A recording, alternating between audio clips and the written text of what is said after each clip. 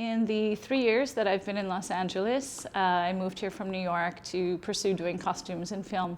And I met with a Japanese director named Koichi Iguchi, who directed these Pepsi commercials. But instead of doing them as commercials, he wrote a film called Momotaro. It means Peach Boy. And he wrote a feature film and originally was going to have the costume designer Aiko Ishioka to design the film.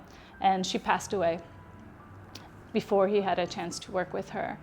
So he wrote this film that was a reimagination of a Japanese folktale, really wonderful fantasy. There's a dog boy and a monkey guy and a flying bird man and a samurai. And Pepsi came to him and said, will you do these commercials? We have a very big star. And he says, only under one condition. We do it as my movie, chopped into episodes, and no one's allowed to drink a beverage in the commercials.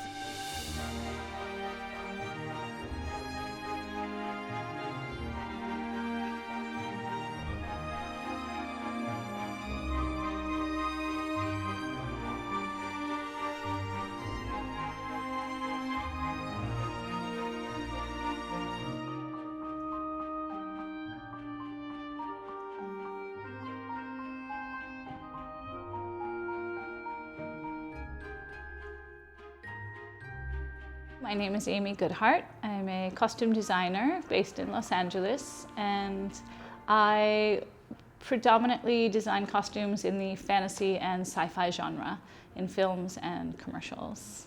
I think the reason I became a costume designer was I was always an artist. Everything that I did, I wanted to paint, to draw, to make things. Actually, my mother taught me how to thread a needle when I was 4 years old, and I made my own doll. So I think I always had this in me, but it wasn't until I was 18 years old that I opened up a vintage clothing store in New York City. I had a job as a sales girl in the early 90s in New York. I was probably making $6 an hour, maybe minimum wage. And I worked in the shop, and every 5 minutes I would come out with a dress from the 1920s, and then 10 minutes later I would change. I just was playing dress up and working. And the owner of the shop took me with him to do the buying, to sell the clothes. And his business changed a lot because I had my eye on fashion, and I was always buying Italian Vogue. When I was so poor, my sister and I would save our pennies. And we would go and buy Italian Vogue. And that was my fantasy. And looking at couture. And so I had an eye for fashion. And the owner of the shop told me, he was an old man, and he said, you know, you can have your own store. And I was like, okay. And he said, you have a talent, you have an eye. I'll pay the first month rent and the insurance. There's a storefront for rent across the street. It was $700 a month at the time, imagine. Tiny, tiny store. And he said, you do your own buying, your own selling, you price it yourself, you hire who you want, and I'll give you the opportunity to have your own store and make your own money. So I learned about clothing and textiles from him. I've had the experience of working with performers as who they are. They're not playing a role. They are their character. They're an exaggerated character at some points, their persona, their ego. But it is more of a job of a stylist, because they're not, unless it's a music video maybe where it's, this singer is portraying another character in history, something like that.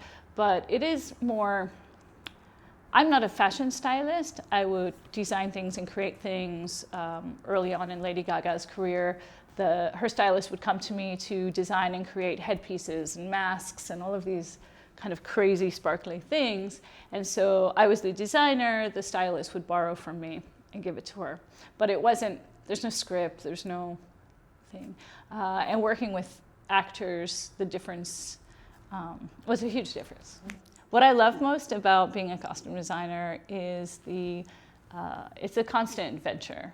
Anytime maybe my agent calls or I get an email, I never know what the next adventure is going to be. Will what type of film, what type of director, what type of new family am I jumping into?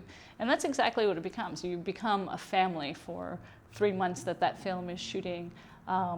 So it's the adventure of not knowing what's coming next, and it's so exciting. Going to Iceland next week, and I was just in Hong Kong, and that's what I love the most, is the adventure of not knowing and then getting the job and jumping in.